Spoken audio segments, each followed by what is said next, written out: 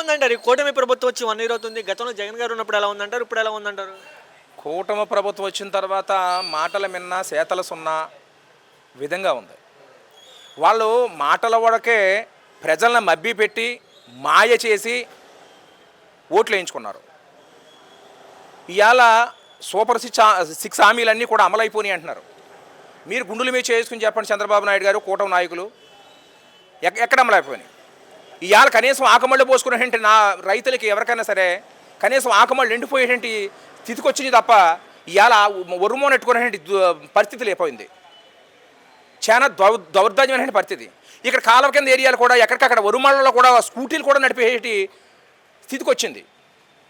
ఇవాళ హామీలన్నీ కూడా ఏమి నెరవేర్చారు? ఎక్కడిచ్చారు? ఇవాళ కరెంటు బిల్లులు చూస్తుంటే తడుపు మోపుడు అయిపోయినాయి. అనేక రకాలైన అష్ట కష్టాలు రైతులందరూ అందరూ కూడా. జగన్ గారి ప్రభుత్వం ఉన్నప్పుడు రోడ్ల మీద పడుకొని మామూలుగా ఒరుమూలలు నాటి వాళ్ళు ఎక్కడైనా సరే గొయ్యి కాపాడితేనే. ఇవాళ రోడ్డు పరిస్థితి కూడా దయనీయంగా ఉంది. పరిస్థితి బాగలేదు.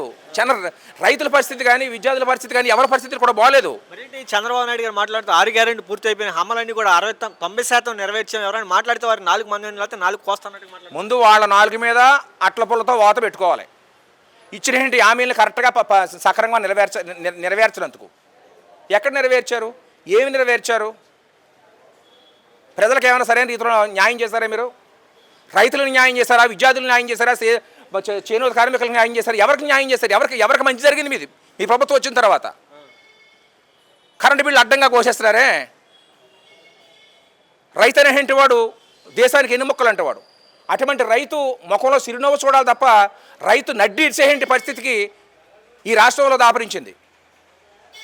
పక్క రైతులు గిట్టుబాటు ధర లేదని అడుగుతుంటే కాదని సిమెంట్ రేట్లు పెంచమని చెప్పి జీవో పాస్ చేయడని ఒక ప్రభుత్వాన్ని ఎలా చూస్తారు సార్? రైతులు ఈ ప్రభుత్వంలో ఎక్కడికక్కడ ధాన్యం కొనుగోలు కూడా పూర్తిగా కొనేటువంటి మండల స్థాయిలో పరిస్థితులు.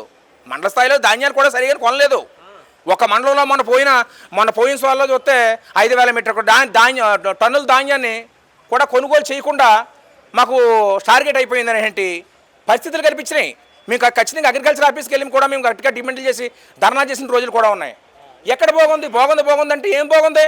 వాళ్ళ కుటుంబ నాయకులకి, వాళ్ళ కార్యకర్తలకి, వాళ్ళ అధికారులకి వాళ్ళకే బాగుంటుంది తప్ప సామాన్యమైన ప్రజలకు ఎవరికి కూడా దారి లేదు. సామాన్యమైన ప్రజలు ఎవరు కూడా ఉండేటువంటి విధానంగా కూడా లేదు. ఎక్కడికక్కడ అంతా కూడా పరిపాలన బాగలేదు. మీరు చూస్తున్నారుగా, ప్రశ్నించే వారి మీద కానీ అలాగే ఇప్పుడు ఎవరైనా ధర్నా చేయడం కానీ వారి మీద అరెస్టులు చేయడం చేయడం కేవలం ఈ రాష్ట్రంలో ఒక వైఎస్ఆర్ కాంగ్రెస్ పార్టీ అనేటువంటిది గతంలో జగన్మోహన్ రెడ్డి గారు మంచి పథకాలు పెట్టారు. అటువంటి మంచి పథకాలన్నీ కూడా రైతులందరూ కూడా ఆహ్వానించారు. విద్యార్థులు ఆహ్వానించారు, నిరుద్యోగులు ఆహ్వానించారు. అందరూ కూడా సేనా శబాస్ అనేటువంటి విధంగా ఉంది. అదే జగన్మోహన్ రెడ్డి గారు పెట్టిన పథకాలన్నీ కూడా ప్రజల్లోకి వెళ్ళి మంచి జరిగినాయి, ప్రజలకు మేలు జరిగింది. అటువంటి పద్ధతిని జగన్మోహన్ రెడ్డి గారు అనేటువంటి వ్యక్తి పేరు అనేటువంటిది లేకుండా పూర్తిగా భూస్థాపితం చేయాలి, జగన్మోహన్ రెడ్డి గారు పథకాలు ఉంచకూడదని చేసేటువంటి కుట్ర తప్ప ఎక్కడైనా సరే సామాన్యుడు కానీ ఒక పేపర్ మిల్ కార్మికులు కానీ ఎవరికైనా సరే అన్యాయం జరుగుతుంది అని ఆ నియోజకవర్గ నాయకులు కానీ ఎవరైనా సరే ఒక నిరాహార దీక్షకు కానీ ఇంకో దానికి కానీ కూర్చుంటే ఆ దీక్షలను భంగం చేయడం, పోలీసులతో అరెస్టులు చేయడం, వాళ్ళందరినీ కూడా అరెస్టులు చేయడం. ఎవరో ఎందుకు జగ్గంపూడి రాజా గారు ఉదాహరణకు రాత్రి పోలీసులు గృహ నిర్బంధం చేసి పేపర్ మిల్ కార్మికుల కోసం కూర్చుంటే వారం రోజులు టైం ఇచ్చి వాళ్ళు చాలా దారుణమైన స్థితిలో కార్యకర్తలని, నాయకుల్ని అందరూ కూడా తరలించి అరెస్ట్ చేసినటువంటి పరిస్థితి. ఏంటి వైఎస్ఆర్ కాంగ్రెస్ పార్టీ అనేటువంటిది జెండా అనేటువంటిది ఎగరకూడదనేటువంటిది కూటమి నాయకులు కుట్ర. దీన్ని పూర్తిగా మేము రైతుల తరఫున మేము ఖండిస్తూ ఉన్నాం.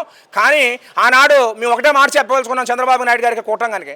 ఆనాడు దేశం అంతా కూడా గర్వించేటువంటి విధంగా జగన్మోహన్ రెడ్డి గారిని బాధపడేటువంటి విధంగా ఆయాల సోనియా గాంధీ గారు జగన్మోహన్ రెడ్డి గారిని అరెస్ట్ చేస్తే, సరసాల పాలు చేస్తే ఆయన కడిగిన ముచ్చులా బయటకు వచ్చి ఆంధ్ర రాష్ట్రానికి ముఖ్యమంత్రి అయ్యాడు.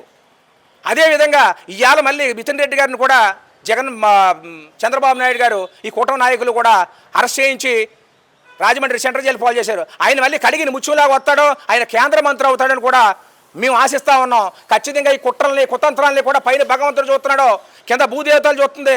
కుక్కకోట చెప్పు దెబ్బ రీతిలో భగవంతుడు గుణపాఠం చెప్తారు, ప్రజలు గుణపాఠం చెప్తారని కూడా ఈ సందర్భంగా హెచ్చరిస్తా ఉన్నాం.